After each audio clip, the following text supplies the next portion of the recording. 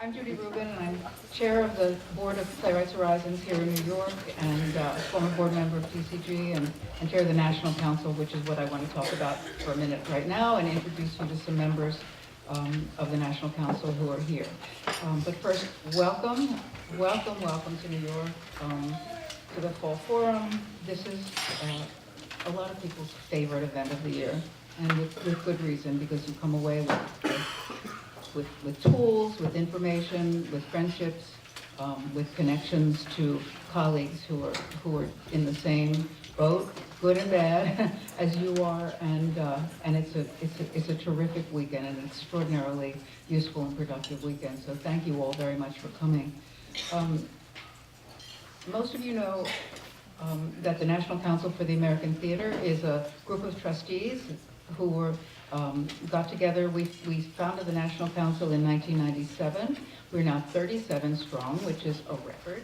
And these are leading board members, or very involved board members from TCG member theaters all across the country. It's an amazing demographic, and it represents all missions, all sizes, as well as geographic areas. And these are highly involved people who bring to the table a couple of times a year issues. We share. Well, we started out as just a disparate group, and now we've become colleagues and friends, and we share issues and problems, mistakes, triumphs, best practices at the table, and it's really become a group of close-knit colleagues, and a good thing for TCG. National Council for the American Theater was founded to be a kind of a springboard, or a sounding board, really, for all issues that are confronting theaters. And as such, it's been a very helpful adjunct, or I guess you could call it that, to the board and the staff of TCG. So there are 37 members. First of all, I should say there are 60 trustees attending this conference, which is fantastic. Which is really fantastic.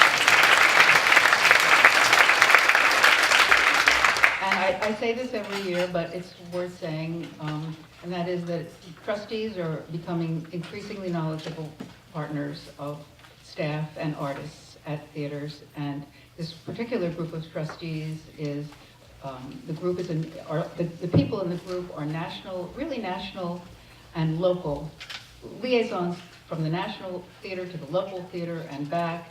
And we're very, very happy that you all are here, so thank you. So now what I'd like to do is introduce the 16 members of the National Council for the American Theater who are here, and ask you to stand, hold your applause, and then we give them a round of applause when we're done. And just check out how, from all across the country, it's great. Okay. Eve Albert, Seattle Children's Theater. Sophie Kripe, South Coast Rep in Costa Mesa, California. Lynn Deering, Center Stage in Baltimore. Brad Edgerton, Oregon Shakespeare Festival. Rebecca Fletcher, Dallas Theater Center. Virginia Gerst, Court Theater in Chicago. John Haug, am I saying that right? Hauge. Say it again? Hauge, okay, John Hauge. Shakespeare Theater Company in Washington, D.C. Cynthia Huffman, the Intermont Theater in Seattle. Linnell Lynch, La Jolla Playhouse. Dawn Moore, San Diego Rep. Julie Morris, who was on the board of Kansas City Rep, and now she's moved to North Carolina, and she's going to join a theater board there, right? Fast. Eleanor Nolan, Seattle Children's Theater. Tony Remby, American Conservatory Theater in San Francisco. Jeremy Shamos, Curious Theater Company in Denver. Jim Steinberg, Denver Center Theater Company and the Public Theater in New York. And Jan Whitehead, the City Company, New York, and all over. So, thank you all.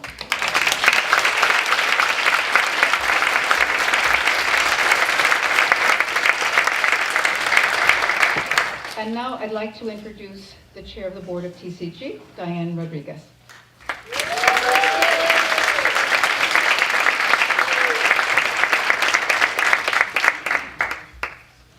Welcome, everyone, on behalf of the TCG board to the 2013 Fall Forum in New York City, 32 Old Slip Street. No, it's Old Slip, no street, right?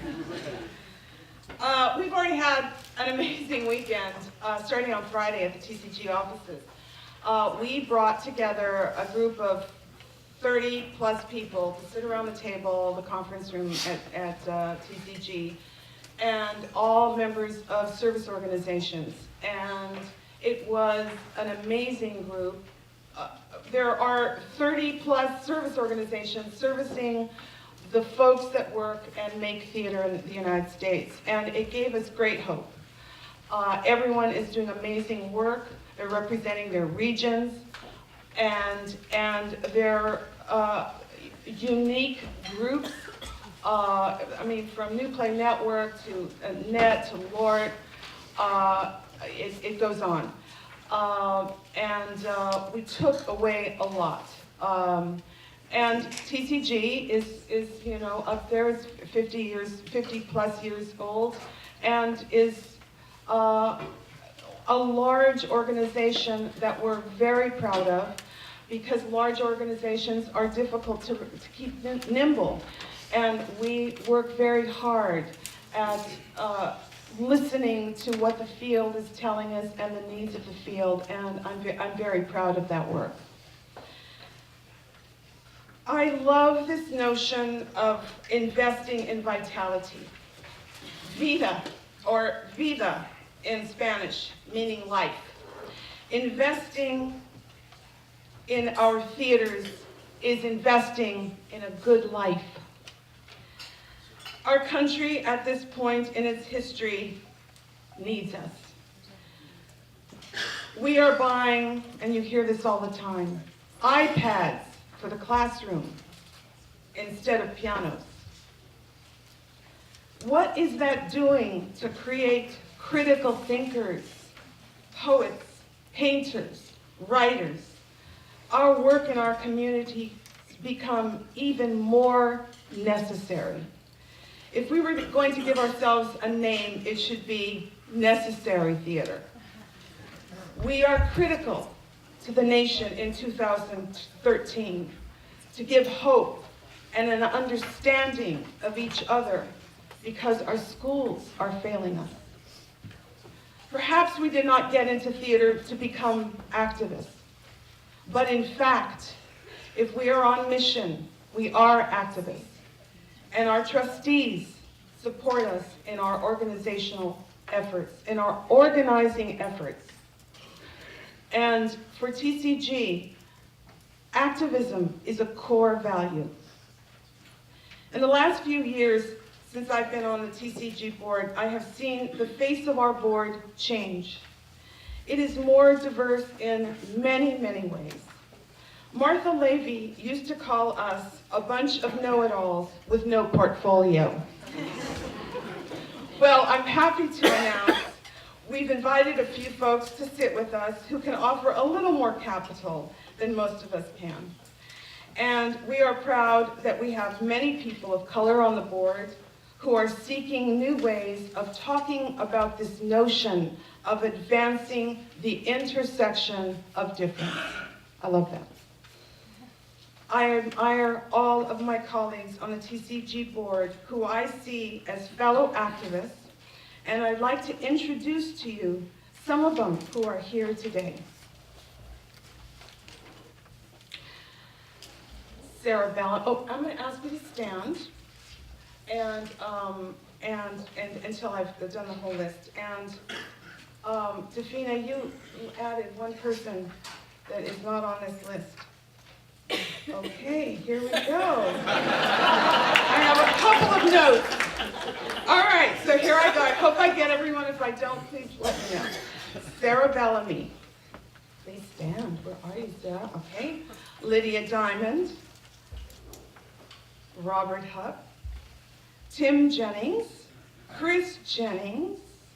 Marshall Jones. Kate Limpoma. Mark Valdez. Megan Wanless, Joshua Dax, Ralph Bryan, Rock Schulfer, Max Leventhal, Eric Rosen, Michael Rosenberg, and Cynthia Furman. Thank you all for being here.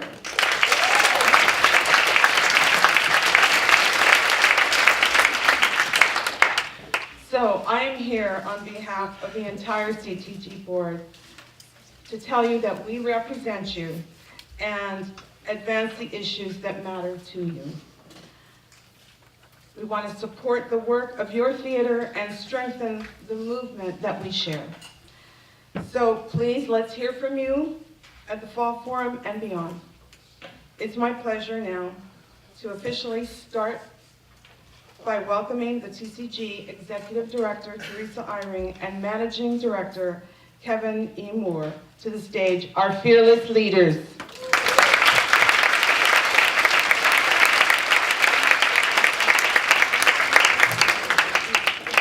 Good morning, everyone. So, anybody go out on the town last night after dinner? Raise your hand.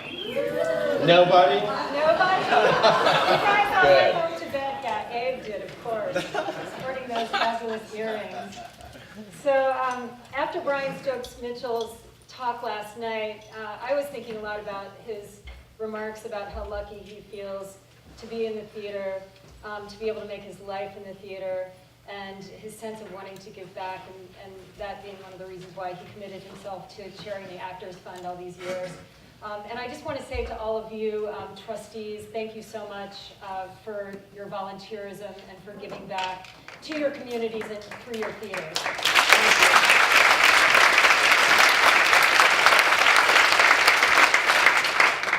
So we're about to launch today's session on capitalization, and we're going to do it by looking at 2 research studies from TCG. And before we start officially, I just want to say, in case you haven't heard this already, in your packets is the Wi-Fi password, because I know you're all going to want to get on Wi-Fi at some point today. Kevin? We are about to start with the staged reading The Financial State of Our Theater Field by Teresa and Kevin. Backed by popular demand. We're sharing the results of Theater Facts, our annual field report based on the fiscal survey. I'm going to go off script for a second here and just let you know that we wanted a Foley artist to be with us on stage just so we could punctuate the highs and lows, but it got cut from our budget. Yeah. Anyway, we're going to share a few initial findings from the Governing Board Survey 2013. This research will reveal how your theater's financial position stands in relation to the field as a whole, and provide context for honest discussion with your trustees and funders about the role of board governance in strengthening capitalization. So we'll begin with Theater Facts 2012, and then we'll segue into the Governing Board Survey 2013. First of all, we both want to thank, and the entire TCG staff wants to thank the 178 theaters that completed the fiscal survey this year. Theater Facts 2012 is a report that's available to everyone, but only the theaters that complete the survey have access to all of the data and the ability to generate customized reports. It's been a really helpful tool for me over the years, and we very seriously want to thank the 58 member theaters here today that participated in the fiscal survey. We're especially grateful to the 44 trend theaters here that have filled out the survey year after year. We know it takes a little bit of time, but the quality of this research is only possible because you take that time, so thank you. If you're a theater that hasn't participated, please make sure to do so. Take the time. We want Theater Facts to reflect the full diversity of our field across budget size, geography, mission, and organizational structure. If you need any assistance filling out the survey, please know that the amazing Alana Rose, who will raise her hand right now, our Associate Director of Research and Collective Action, is ready and willing at any time to help you. Just give her a call. And if you're a theater that has taken the survey and know its value, please tell your colleagues and spread the word. When we all met last year, the word from Theater Facts was the possibility of recovery. Well, we're pleased to report that that possibility may be taking root and becoming a reality. Because for 2 straight years, we are seeing theaters climb, claw, and innovate their way out of the recession. Yeah. Hold on. This is where we have the Foley artist. Yeah. Those positive signs are tempered by our field's ongoing struggles with working capital. In our conversations and travels, we see theaters doing great work and making significant impacts on our communities, but often under the shadow of cash flow challenges. The persistence of this struggle was in large part what inspired this fall forum's focus on capitalization strategies.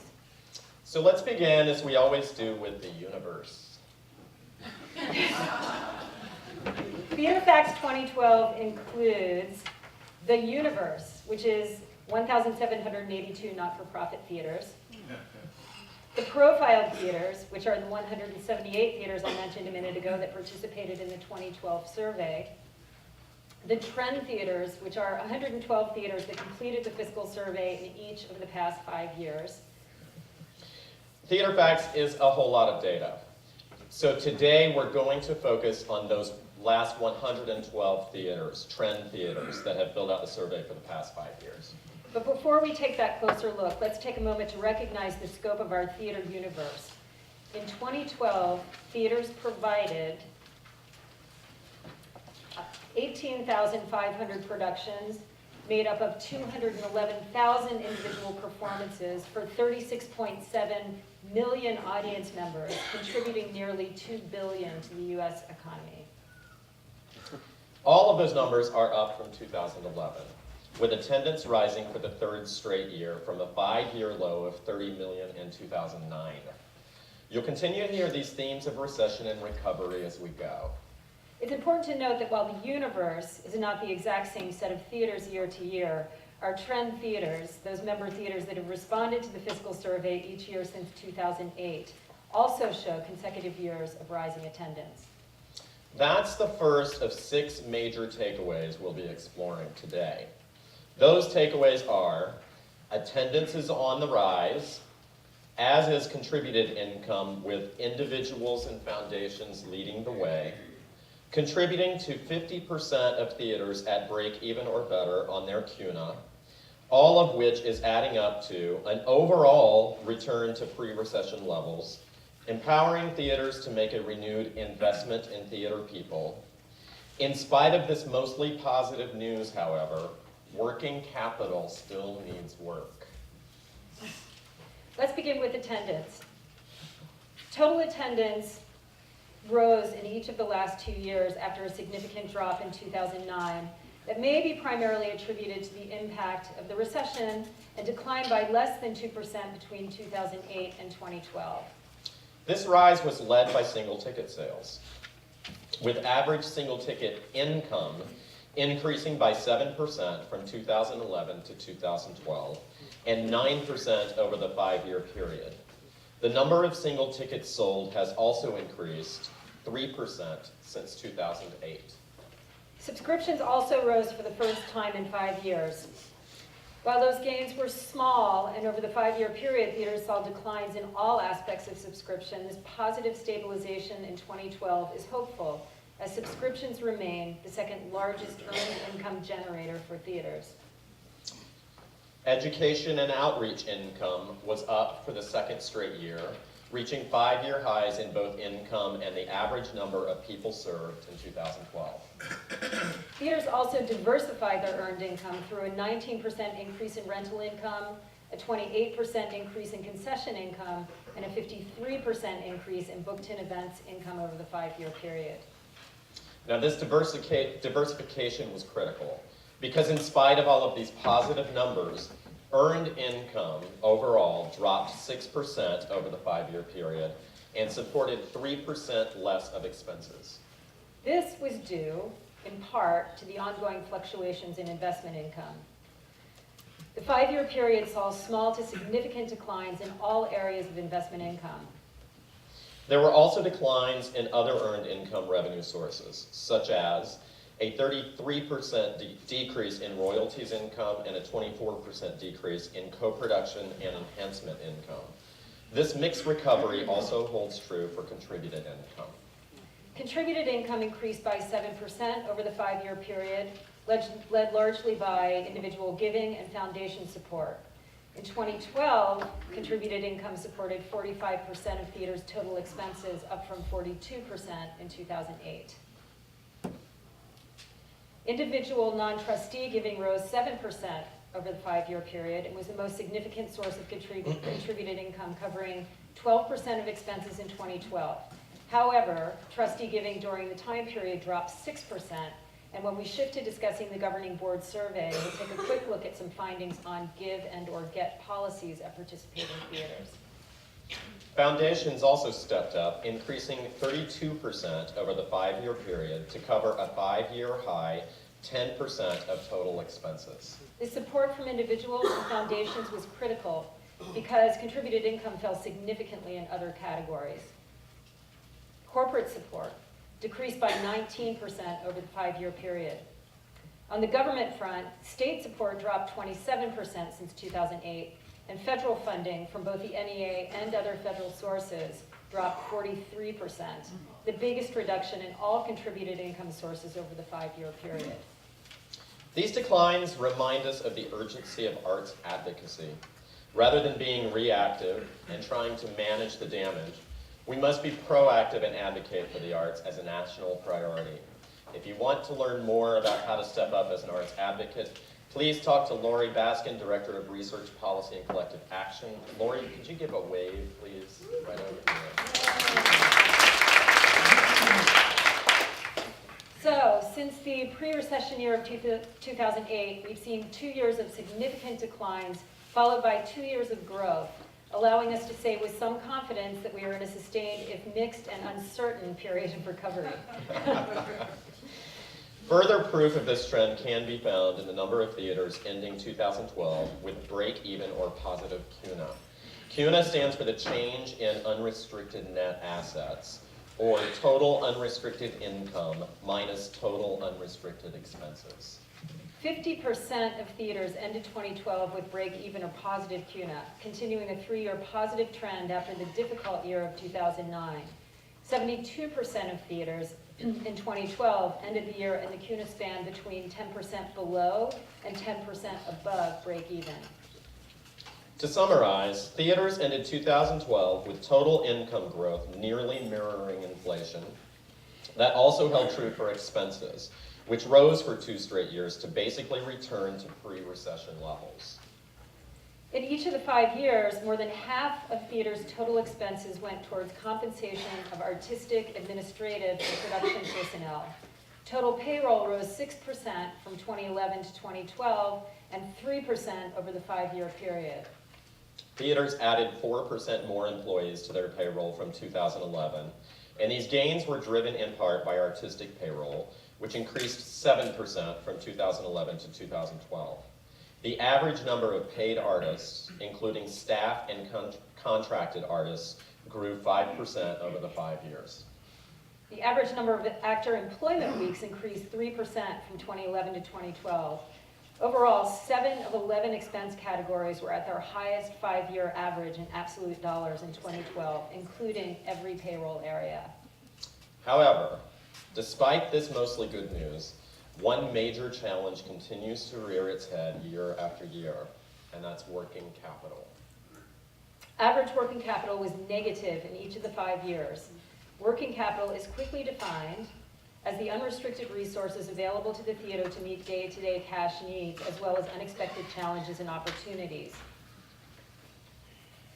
After dropping significantly from 2008 to 2009, declining further in 2010, improving somewhat in 2011, we again saw a significant decline in 2012. Over the 5-year period, we've seen a decline in working capital at an anxiety-inducing negative 363% rate. While that number is driven in part by some exceptional activity from several theaters, the number of theaters reporting negative working capital was at a 5-year high in 2012. Cool Springs Analytics, a financial consulting service, recommends a working capital ratio benchmark of positive 25% for 3 months of your budgeted expenses and available cash. So what was the average ratio in 2012? These trends are a huge part of what we're talking about when we acknowledge that our field is undercapitalized. Positive working capital not only helps theaters with their day-to-day cash flow, but can also help theaters invest in the future through ideas, infrastructure, and artistic risk. And though the working capital numbers are daunting, they may also reveal a significant investment in infrastructure. There was a 24% rise in fixed assets over the past 5 years, due in part to capital campaigns that continue to leave theaters with new, improved, or expanded facilities. Emerging from this long-standing struggle with working capital would depend in part on board leadership, and though we just finished collecting and are still in the process of analyzing our governing board survey data, we wanted to share some hot off-the-press diversity and capitalization themes preliminary findings with you. So for the governing board survey, we had a total of 116 TCG member theaters participate. On average, these theaters were in their 36th season and had 28 board members. Earlier, we shared how trustee giving was down over the 5-year period, so we wanted to share statistics on give-get policies. As you can see, a majority of theaters have either a give or a get or a give and get policy. For give or get policies, the average minimum expected annual contribution per board member is around $7,000. Theaters in what TCG calls Budget Group 6, with annual expenses over $10 million or more, have significantly higher gift expectations. For theaters with a give and get policy, the average minimum expected annual contribution per board member from a personal donation is around $4,800, and from other sources is $8,700. It is very important to note that the majority of board members gave above the minimum level. As a reminder, theaters that fill out the fiscal survey can run comparison reports to measure their trustee giving against field norms, something that I've always found useful in encouraging greater giving. Now, let's look at the demographic picture. Length of board service is a perennial point of conversation in board development. And as you can see, there is a significant diversity in the number of years served. In terms of age diversity, there is no doubt that our board tends toward the 40 and up crowd, with only 9% of trustees under the age of 40 and nearly 40% 60 and over. Board composition also has a ways to go in terms of racial and ethnic diversity, with 89% of trustees identified as white, Caucasian. On a more positive note, the average board's gender balance is around 49% female and 51% male. As we consider ways to increase gender parity in our field, maybe we should begin by looking to our boards.